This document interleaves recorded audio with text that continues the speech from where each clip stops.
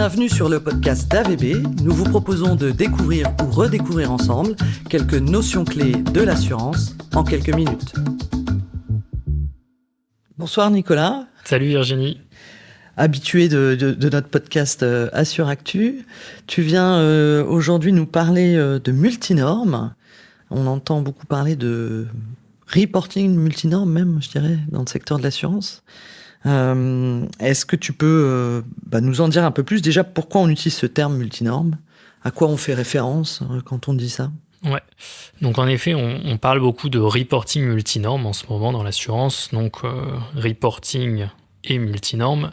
Toute la partie multinorme, ça désigne la coexistence de plusieurs normes, plusieurs référentiels réglementaires, comptables, extra-financiers, auxquels les assureurs doivent se conformer. Chaque norme, elle a ses propres objectifs qui vont être différents d'une norme à l'autre.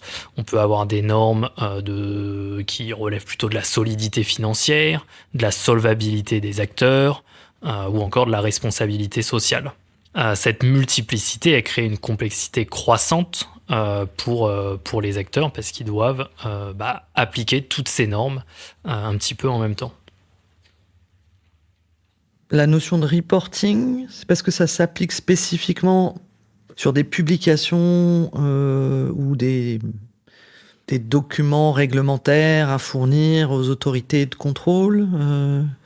Qu'est-ce qu'il y a derrière la notion de reporting? C'est interne, externe? Il peut être de diverses sortes ce reporting. Souvent, la norme impose un type de reporting. Donc, par exemple, dans Solvabilité 2, on va avoir d'un côté des rapports à produire et d'un autre côté des templates quantitatifs.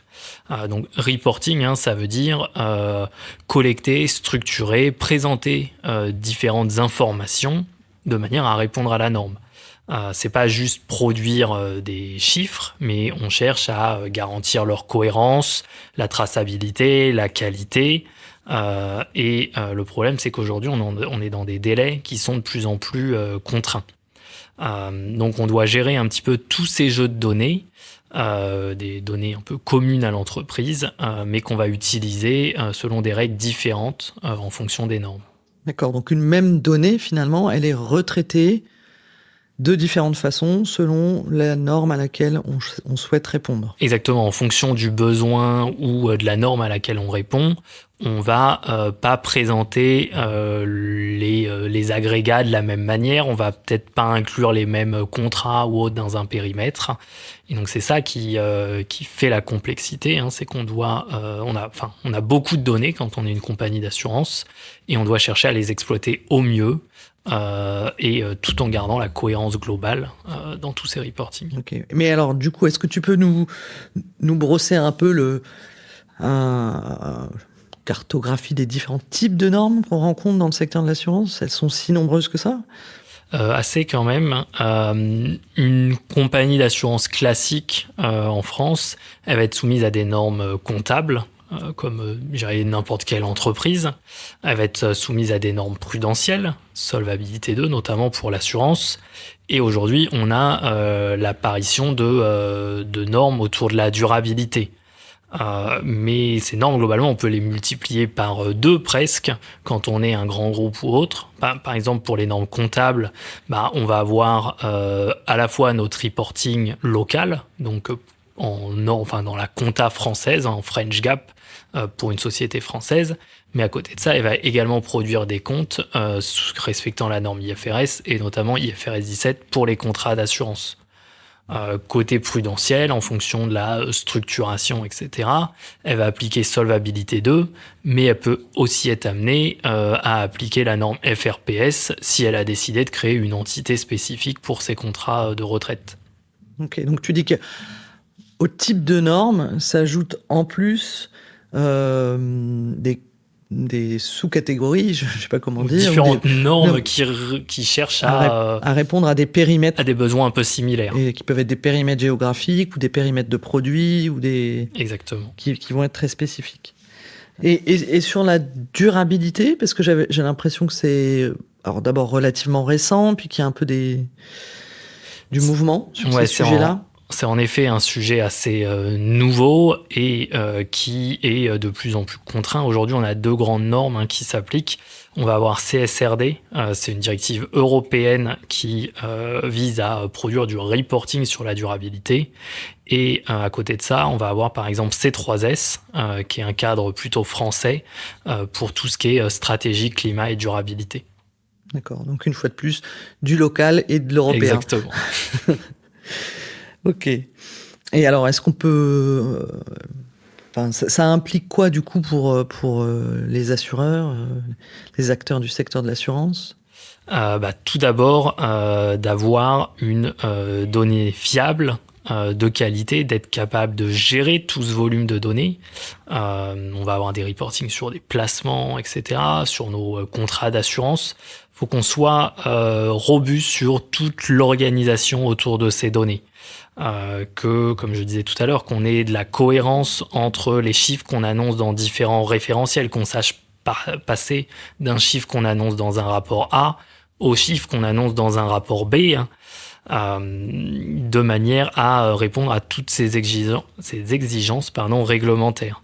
Donc on va être obligé, quand on est une compagnie d'assurance, d'investir dans la mise aux normes, on va dire, des systèmes d'information pour essayer d'avoir une production des chiffres qui soit de plus en plus automatisée, ou en tout cas avec le moins possible de rupture de chaîne dans la production des chiffres. Donc on va renforcer la gouvernance des données, on va également développer des compétences spécialisées en fonction des besoins des différentes normes. Aujourd'hui, quand on parle de durabilité, on n'est pas forcément d'équipes qui étaient mobilisées sur ces sujets. Aujourd'hui, on va être obligé de recruter des équipes qui vont passer un temps considérable de leur journée à travailler sur ces nouveaux sujets. Alors, temps considérable, j'entends du coup recherche d'efficience. Est-ce qu'aujourd'hui, il y a des pistes pour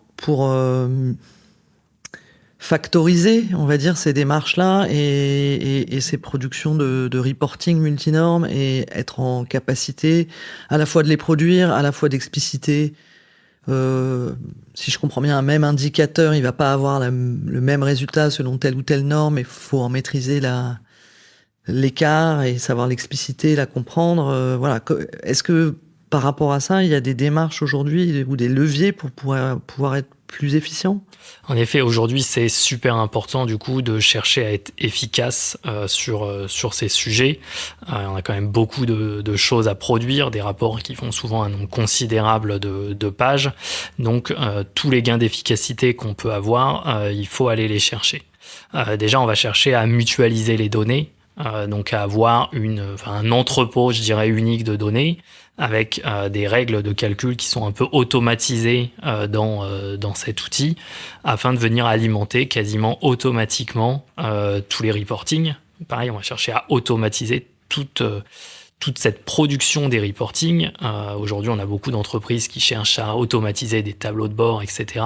Mais là, on pourrait même aller plus loin et chercher à automatiser la production du rapport, l'alimentation des chiffres dans le rapport, etc., de manière à limiter le risque d'erreur et gagner du temps. C'est des rapports qu'on publie, qui sont ouverts au public la plupart du temps. Donc, on ne peut pas se permettre de laisser des erreurs dans des rapports comme ça. On va chercher à renforcer notre gouvernance, donc que les rôles soient clairs, qu'on ait des contrôles, des validations en place. On va potentiellement se doter d'outils spécialisés pour nous aider justement dans toute cette direction. Donc que ce soit pour suivre cette gouvernance, pour même faire du reporting un petit peu intégré au sein de notre entreprise pour visualiser un petit peu nos données. Et enfin, on va chercher à anticiper, si possible, les évolutions réglementaires pour pas qu'elles nous tombent dessus au dernier moment, mais qu'on soit quasiment déjà prêt quand elles arrivent. Et l'IA est un axe d'efficacité ou pas encore ? C'est pas encore ces outils-là qu'on utilise pour. Oui, aujourd'hui, on pourrait tout à fait imaginer que l'IA nous aide, notamment quand on a tous ces sujets de synthétiser beaucoup de données ou même de rédiger des rapports. L'IA peut apporter une certaine efficacité, donc c'est des pistes qui peuvent également être étudiées. Ok, merci pour cet éclairage. Et puis, sujet à suivre de près pour ce qui est des outils spécialisés et voilà, des gains d'efficience dans la production de ces reporting multinormes. On aura peut-être l'occasion, du coup, d'en reparler s'il y a des nouveautés qui émergent et qui paraissent avoir des bons résultats à l'avenir. Et j'espère que c'est plus clair, en tout cas. Merci, Nicolas. Merci, Virginie.